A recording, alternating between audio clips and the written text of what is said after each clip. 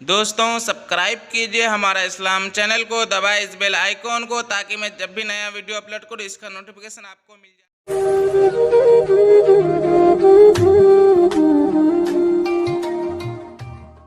عزیزان محترم، السلام علیکم ورحمۃ اللہ تعالی وبرکاتہ۔ حضرات، دنیا میں بے شمار انسان پیدا ہوئے، جن میں سے اکثر ایسے ہوئے کہ ان میں کوئی کمال و خوبی نہیں، اور بعض لوگ ایسے ہوئے جو صرف چند خوبیاں رکھتے تھے، مگر حضرت علی مرتضیٰ کرم اللہ تعالی وجہ الکریم کی وہ ذات گرامی ہے جو بہت سے کمال و خوبیوں کی جامع ہے۔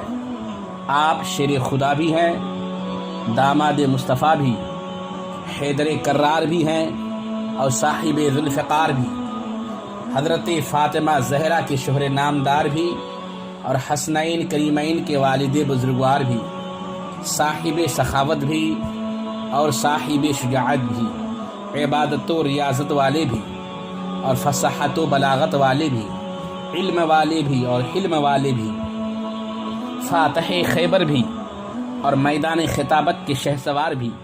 غرض کہ آپ بہت سے کمال و خوبیوں کے جامع ہیں اور ہر ایک میں ممتاز و یگانہ روزگار ہیں، اسی لیے دنیا آپ کو مظہر العجائب والغرائب سے یاد کرتی ہے اور قیامت اس طرح یاد کرتی رہے گی۔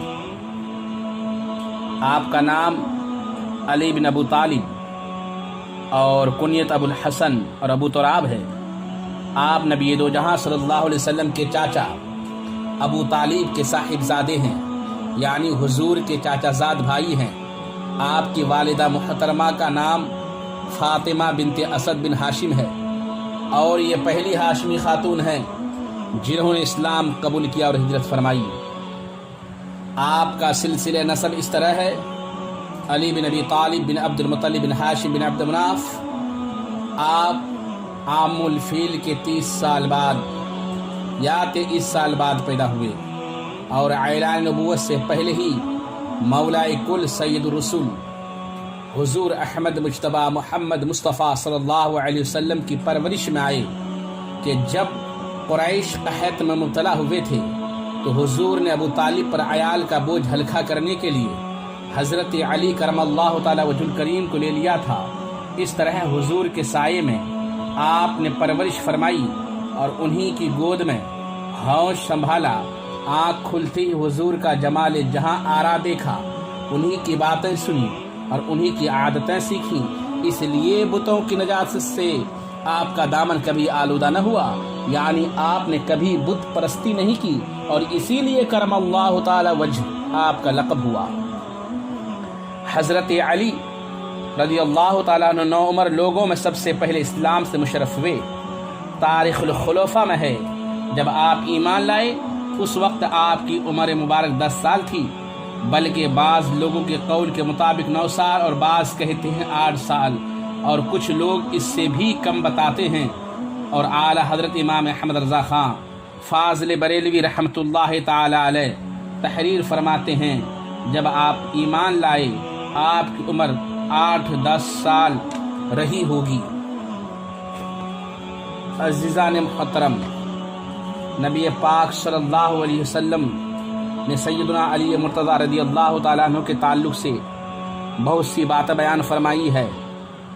حضرت علی کرم اللہ تعالیٰ وجہ الکریم کی فضیلت میں اتنی حدیثیں آئی ہیں، امام احمد بن حنبل فرماتے ہیں کہ جتنی حدیثیں آپ کی فضیلت میں ہیں کسی اور صحابی کی فضیلت میں اتنی حدیثیں نہیں ہیں۔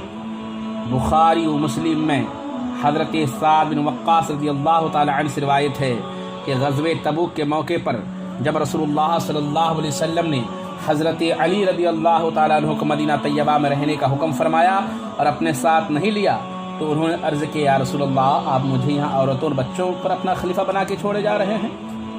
تو نبی دو جہاں صلی اللہ علیہ وسلم نے فرمایا: اما ترضى ان تكون منی بمنزلۃ ہارون من موسیٰ، یعنی کیا تم اس بات پر راضی نہیں ہو کہ میں تمہیں اس طرح چھوڑے جاتا ہوں جس طرح حضرت موسیٰ حضرت ہارون علیہ السلام کو چھوڑ گئے تھے؟ البتہ فرق صرف اتنا ہے کہ میرے بعد کوئی نبی نہ ہوگا۔ مطلب یہ ہے کہ جس طرح حضرت موسیٰ علیہ السلام نے کوہ طور پر جانے کے وقت 40 دن کے لیے اپنے بھائی حضرت ہارون علیہ السلام کو بنی اسرائیل پر اپنا خلیفہ بنایا تھا، اسی طرح جنگ تبوک کی روانگی کے وقت میں تم کو اپنا خلیفہ نائب بنا کر جا رہا ہوں۔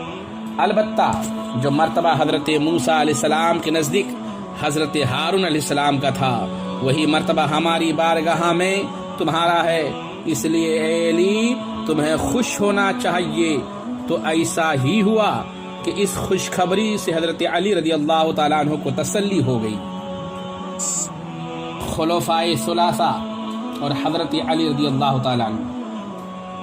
حضرت علی رضی اللہ تعالیٰ عنہ نے خلفائے ثلاثہ میں سے ہر ایک کی خلافت کو بخوشی منظور فرمایا ہے، اور کسی نے خلافت سے انکار نہیں کیا ہے، جیسا کہ ابن عساکر نے حضرت حسن رضی اللہ تعالیٰ عنہ کے حوالے سے لکھا ہے کہ جب حضرت علی رضی اللہ تعالیٰ عنہ بصرہ تشریف لائے تو ابن القوا اور قیس بن عبادہ رضی اللہ تعالیٰ عنہما نے کھڑے ہو کر آپ سے پوچھا کہ آپ ہمیں یہ بتلائیے کہ بعض لوگ کہتے ہیں کہ رسول اکرم صلی اللہ علیہ وسلم نے آپ سے وعدہ فرمایا تھا کہ میرے بعد تم خلیفہ ہوگے، تو یہ بات کہاں تک سچ ہے؟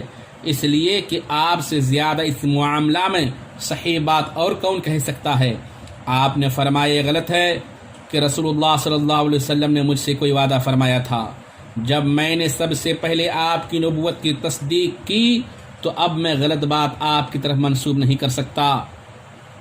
اگر حضور صلی اللہ علیہ وسلم نے اس طرح کا کوئی وعدہ مجھ سے کیا ہوتا تو میں حضرت ابوبکر صدیق اور حضرت فاروق اعظم رضی اللہ تعالیٰ عنہما کو حضور کے منبر پر نہ کھڑے ہونے دیتا، میں ان دونوں کو انہی ہاتھوں سے قتل کر ڈالتا، چاہے میرا ساتھ دینے والا کوئی نہ ہوتا۔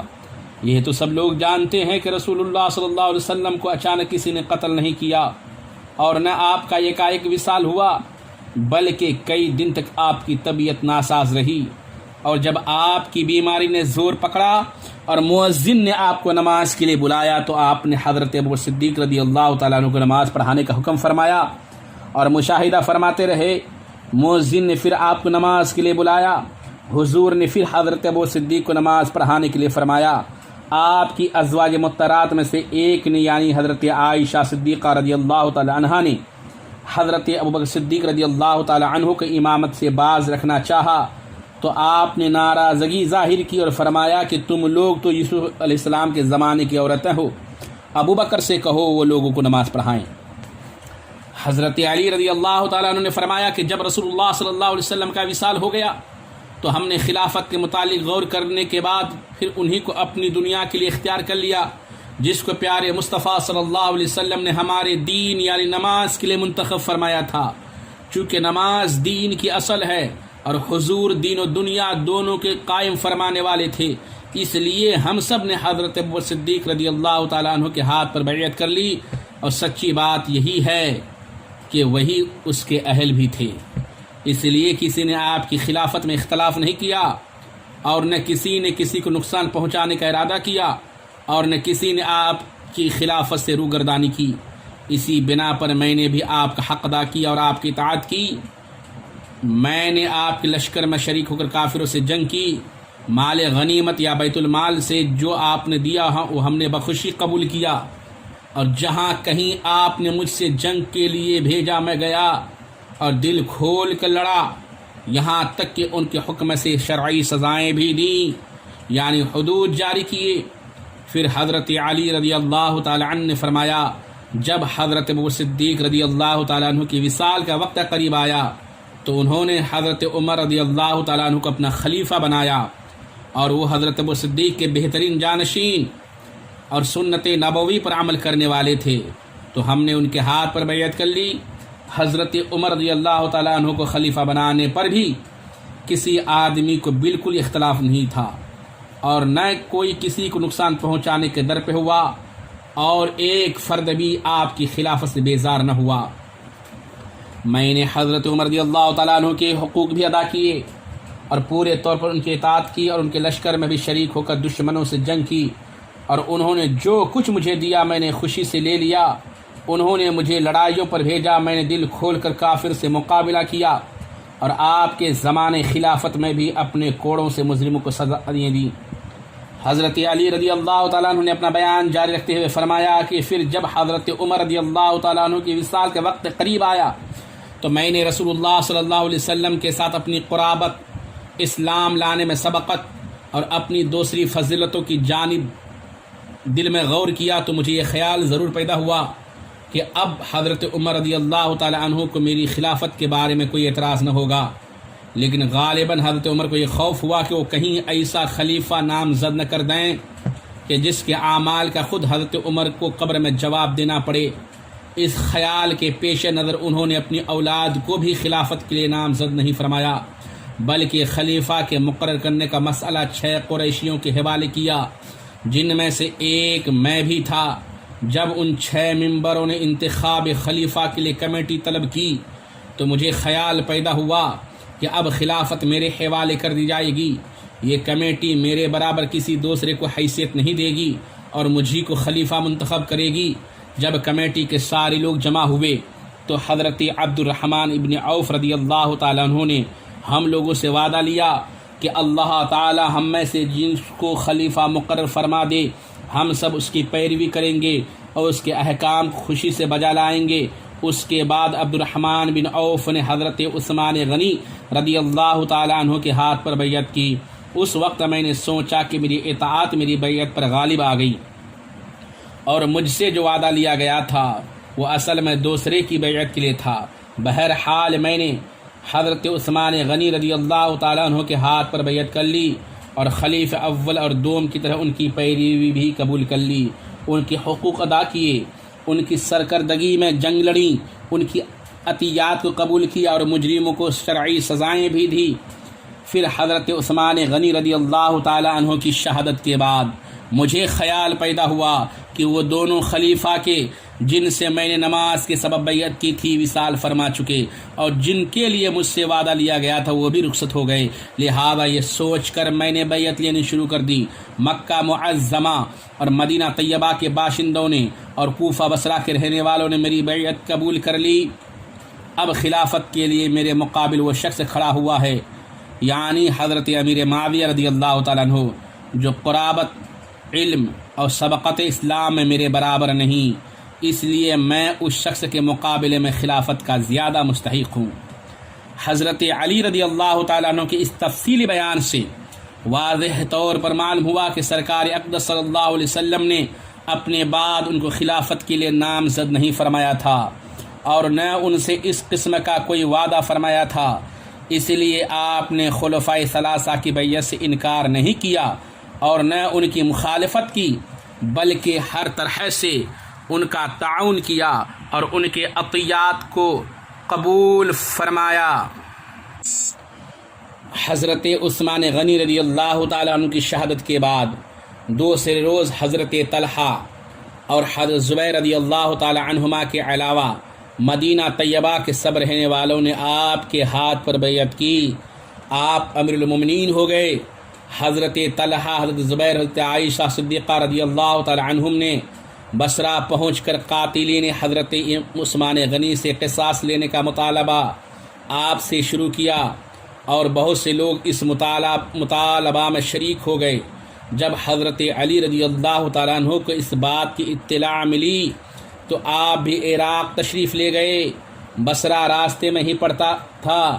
یہاں جنگ جمل ہوئی جس میں حضرت طلحہ اور حضرت زبیر رضی اللہ تعالی عنہما شہید ہو گئے۔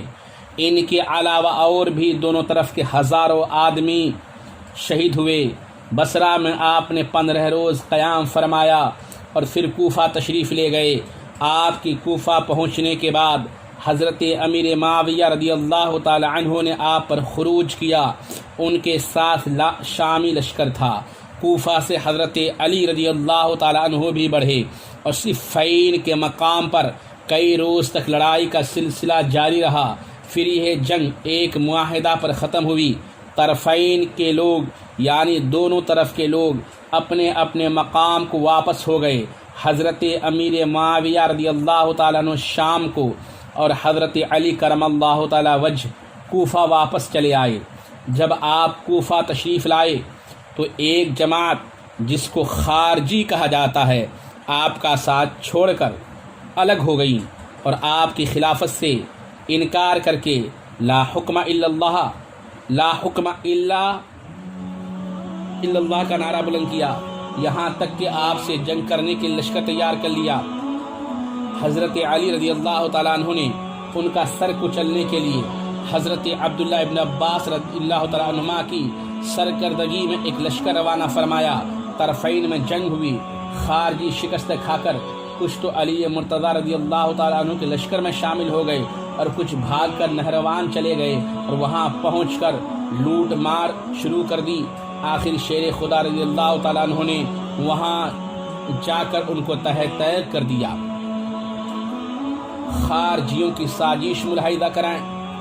3 خارجی یعنی عبد الرحمن بن ملجم، برق بن عبداللہ اور عمر بن بکیر مکہ معظمہ میں جمع ہوئے اور آپس میں یہ فیصلہ کیا کہ ہم تینوں آدمی 3 افراد حضرت علی بن ابی طالب، معاویہ بن ابی سفیان اور عمر بن عاص کو قتل کر دیں۔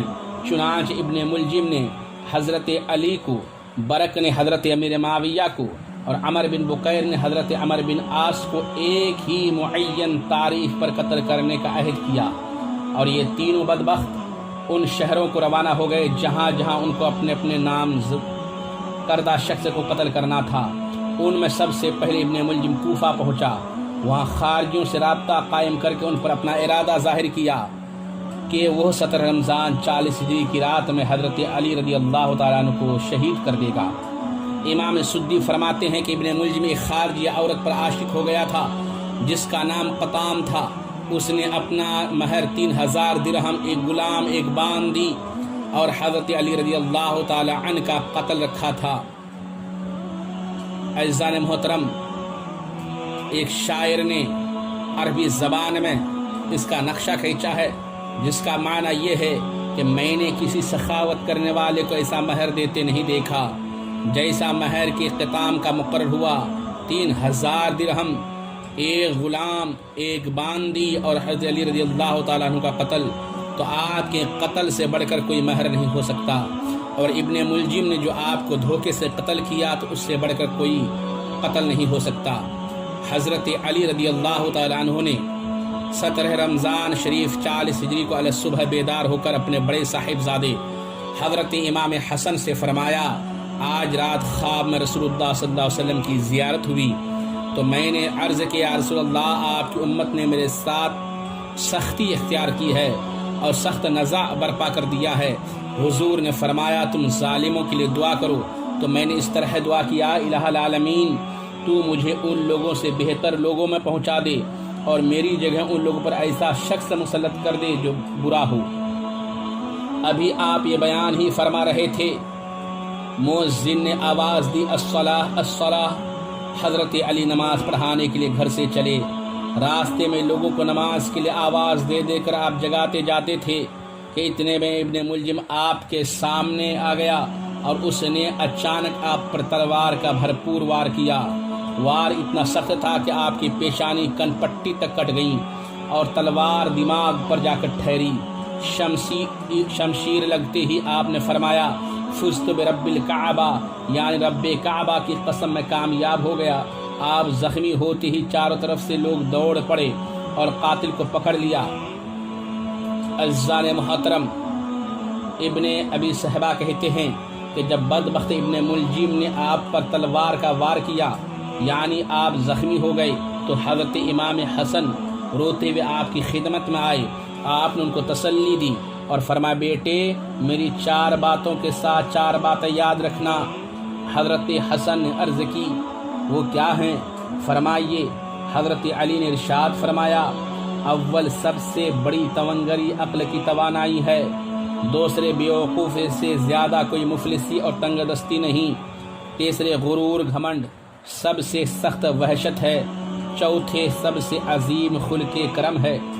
حضرت امام حسن نے عرض کیا، دوسری 4 باتیں بھی بیان فرمائیں۔ آپ نے ارشاد فرمایا کہ اول احمق یعنی بیوقوف کی محبت سے بچو، اس لیے کہ نفع پہنچانے کا ارادہ کرتا ہے لیکن نقصان پہنچ جاتا ہے۔ دوسرے جھوٹے سے پرہیز کرو، اس لیے کہ وہ دور کو نزدیک اور نزدیک کو دور کر دیتا ہے۔ تیسرے بخیل سے دور رہو، اس لیے کہ وہ تم سے ان چیزوں کو چھڑا دے گا جن کی تم کو ضرورت ہے۔ چوتھے فاجر سے کنارہ کش رہو، اس لیے کہ وہ تمہیں تھوڑی سی چیز کے بدلے میں فروخت کر ڈالے گا۔ حضرت علی رضی اللہ تعالیٰ عنہ سخت زخمی ہونے کے باوجود جمعہ سنیچر تک بقید حیات رہے، لیکن اتوار کی رات میں آپ کی روح بارگاہ قدس میں پرواز کر گئی۔ اور یہ بھی روایت ہے کہ 19 رمضان جمعہ کی شب میں آپ زخمی ہوئے اور 21 رمضان شب ایک شنبہ 40 ہجری میں آپ کی وفات ہوئی۔ زیادہ تر لوگ اسی کو ترجیح دیتے ہیں، انا للہ و انا الیہ راجعون۔ 4 برس 8 ماہ 9 دن آپ نے امور خلافت کو انجام دیا اور 63 سال کی عمر میں آپ کا وصال ہوا۔ حضرت امام حسن، حضرت امام حسین اور حضرت عبداللہ بن جعفر رضی اللہ تعالی عنہم نے آپ کو غسل دیا اور آپ کی نماز جنازہ حضرت حسن نے پڑھائی۔ آپ کے دفن سے فارغ ہونے کے بعد امیر المومنین کے قاتل عبد الرحمن ابن ملجم کو حضرت امام حسن نے قتل کر دیا، پھر اس کے ہاتھ پیر کاٹ کر ایک ٹوکرے میں ڈال دیا اور اس میں آگ لگا دی، جس سے اس کی لاش جل کر راکھ ہو گئی۔ حضرت علی رضی اللہ تعالی عنہ کو رات کے وقت میں دفن کیا گیا اور ایک مصلحت سے آپ کا مزار لوگوں پر ظاہر نہیں کیا گیا، اس لیے وہ کہاں ہے اس میں اقوال مختلف ہیں، باتیں الگ الگ ہیں۔ ابو بکر بن عیاش کہتے ہیں کہ آپ کی قبر شریف کو اس لیے نہیں ظاہر کیا گیا تھا کہ خارجی بدبخت کہیں اس کی بھی بے حرمتی نہ کریں۔ شریک کہتے ہیں کہ آپ کے فرزند حضرت امام حسن نے آپ کے جسم مبارک کو دارالعمارہ کوفہ سے مدینہ طیبہ کی طرف منتقل کر دیا تھا، اور مبرد نے محمد بن حبیب کے حوالے سے لکھا ہے کہ ایک قبر سے دوسری قبر میں منتقل کی جانے والی پہلی نعش حضرت علی کی تھی۔ اور ابن عساکر سعید بن عبدالعزیز سے روایت کرتے ہیں کہ جب حضرت علی رضی اللہ تعالیٰ عنہ شہید ہو گئے تو آپ کے جسم مبارک کو مدینہ منورہ لے جانے لگے تاکہ وہاں رسول اللہ صلی اللہ علیہ وسلم کے پہلوئے مبارک میں دفن کر دیں۔ نعش ایک اونٹنی پر رکھی ہوئی تھی، رات کا وقت تھا، وہ اونٹ راستے میں کسی طرف کو بھاگ گیا، اس کا پتہ نہیں چلا، اس لیے اہل عراق کہتے ہیں کہ آپ بادلوں میں تشریف فرما ہیں۔ بعض لوگ کہتے ہیں تلاش و جستجو کے بعد وہ اونٹ سرزمین طے میں مل گیا اور آپ کے جسم مبارک کو اسی سرزمین میں دفن کر دیا گیا، لیکن مشہور و معروف آپ کا مزار نجف شریف میں موجود ہے، مرج خلائق ہے۔ آپ کی بیویاں اور اولاد حضرت فاطمہ زہرا رضی اللہ تعالی عنہا کی وفات کے بعد حضرت علی کرم اللہ تعالی وجہ نے مختلف وقتوں میں 8 عورتوں سے نکاح کیا۔ اس طرح آپ کی کل 9 بیویاں ہوئیں، جن سے 15 لڑکے اور 17 لڑکیاں پیدا ہوئیں۔ ان سبوں کے نام یہ ہیں، پہلے آپ بیویوں کے نام سنیں: سیدہ فاطمہ، خولہ، لیلہ، ام البنین، ام ولد، اسماء، ام حبیب، امامہ، ام سعد۔ یہ 9 بیویاں ہوئیں۔ لڑکوں کے نام سماعت کریں: حسن، حسین، محسن، محمد اکبر، المعروف محمد بن حنفیہ، عبداللہ اکبر، ابو بکر، عباس اکبر، عثمان، جعفر، عبداللہ اصغر، محمد اوسط، یحییٰ، عون، عمر اکبر، محمد اصغر۔ یہ لڑکے ہوئے۔ لڑکیوں کے نام سماعت کریں: ام کلثوم، زینب الکبریٰ، رقیہ، ام الحسن، رمۃ الکبریٰ، ام ہانی، میمونہ، رملۃ الصغریٰ، ام کلثوم صغریٰ، فاطمہ، امامہ، خدیجہ، ام الخیر، ام سلمہ، ام جعفر، جمانہ، تقیہ رضی اللہ تعالی عنہم اجمعین۔ یہ سب آپ کی لڑکیاں ہیں۔ آپ کے بہت سے اقوال ہیں جو آب زر سے لکھنے کے قابل ہیں، ان میں سے چند بیان کر رہا ہوں، ملاحظہ کریں۔ علم مال سے بہتر ہے، علم تیری حفاظت کرتا ہے اور تو مال کی۔ علم حاکم ہے اور مال محکوم، مال خرچ کرنے سے گھٹتا ہے اور علم خرچ کرنے سے بڑھتا ہے۔ عالم وہی شخص ہے جو علم پر عمل بھی کرے اور اپنے عمل کو علم کے مطابق بنائے۔ حلال کی خواہش اسی شخص میں پیدا ہوتی ہے جو حرام کمائی چھوڑنے کی مکمل کوشش کرتا ہے۔ تقدیر بہت گہرا سمندر ہے، اس میں غوطہ نہ لگاؤ۔ خوش اخلاقی بہترین دوست ہے اور ادب بہترین میراث ہے۔ جاہلوں کی دوستی سے بچو کہ بہت سے عقل مندوں کو انہوں نے تباہ کر دیا ہے۔ اپنا راز کسی پر ظاہر نہ کرو کہ ہر خیر خواہ کے لیے کوئی خیر خواہ ہوتا ہے۔ السلام